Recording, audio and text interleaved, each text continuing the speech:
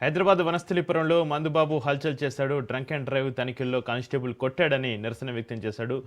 రోడ్డుపై అడ్డంగా పడుకుని హల్చల్ చేశాడు మందుబాబు.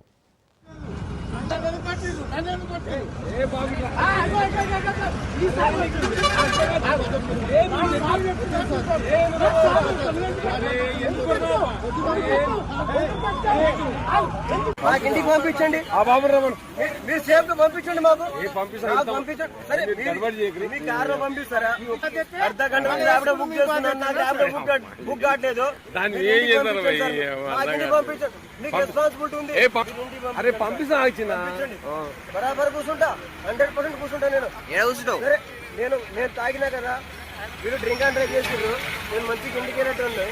వీళ్ళు వచ్చేసి నాకు పట్టుకున్నారు. నేను అర్ధ గంట నుంచి ర్యాపిడో బుక్ చేస్తుంటే నాకు ర్యాపిడో బుక్ కావట్లేదు. నాకు పోలీసు వాళ్ళు ఇంటికా డ్రాప్ చేయాలి. నాకు ఇంటికా డ్రాప్ చేయాలి. ఇంటికి పోలీసు వాళ్ళు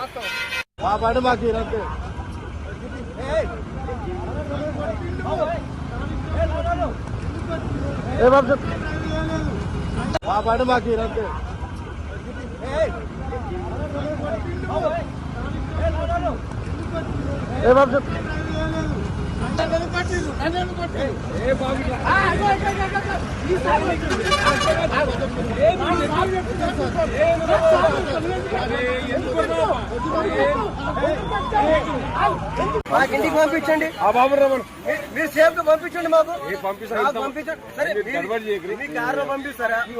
అర్ధ గంట ర్యాపిడో బుక్ చేస్తున్నాను. నాకు ర్యాపిడో బుక్ కావట్లేదు. పంపించండి. మీకు రెస్పాన్సిబిలిటీ ఉంది.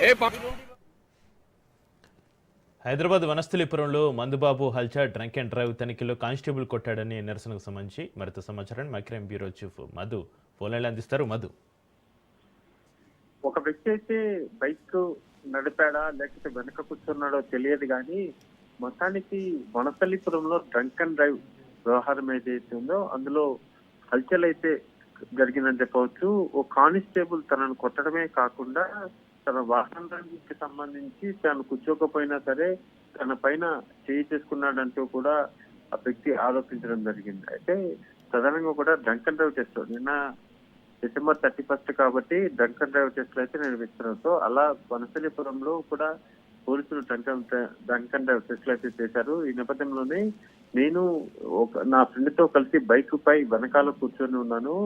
తనను పట్టుకోవడానికి అక్కడ ఉన్నటువంటి కానిస్టేబుల్ ప్రయత్నం చేశాడు. అదేవిధంగా కూడా కానిస్టేబుల్ తన మీద దాడి కూడా చేశాడంటే కూడా అతను ఆరోపించడం జరిగింది. ఈ నేపథ్యంలోనే తనను అనవసరంగా నా పైన చేయి చేసుకున్నాడంటూ కూడా అతను స్థానికంగా అనంతపురంలో ఉన్నటువంటి రోడ్డు మీద పడుకొని నిరసన అయితే వ్యక్తం చేశారు. పోలీసులు ఈ విధంగా ఎలా ప్రవర్తిస్తారు, నా మీద అసలు డ్రంక్ అండ్ డ్రైవ్ కు నాకు సంబంధం లేదు, వెనకాల కూర్చున్నాను అంతే, అంతకు మించి డ్రంక్ అండ్ డ్రైవ్ అయితే నేను చేయలేదంటూ కూడా అతను చెప్పడం జరిగింది. సో ఈ నేపథ్యంలోనే మొత్తానికి ఇష్యూ కాసేపు గందరగోళ వాతావరణం మధ్య నెలకొందని చెప్పవచ్చు. ఫైనల్ గా అతనికి డ్రంక్ అండ్ డ్రైవ్ టెస్ట్లు అయితే చేశారు. దాంతో పాటు సీసీ కెమెరాలు అక్కడే ఉన్నటువంటి స్థానిక సీసీ కెమెరాల ఫుటేజ్ ఆధారంగా కూడా ఇతను వాహనం నడిపాడా వెనుక కూర్చున్నాడా అనే దానికి సంబంధించినటువంటి క్లారిటీ కూడా పోలీసులు అయితే తీసుకోబోతున్నారు. కాసేపు అంటే ఒక గంట పాటు అతను రోడ్డు మీద హల్చల్ చేయడంతో స్థానికంగా ఉన్నటువంటి వారందరూ కూడా కాస్త ఇబ్బందికరమైనటువంటి వాతావరణం అయితే నెలకొంది. ఫైనల్ గా ఆ ఇష్యూను మాత్రం పోలీసులు లా అండ్ ఆర్డర్ పోలీసులు అయితే క్లోజ్ చేశారు. Right, thank you Madhu.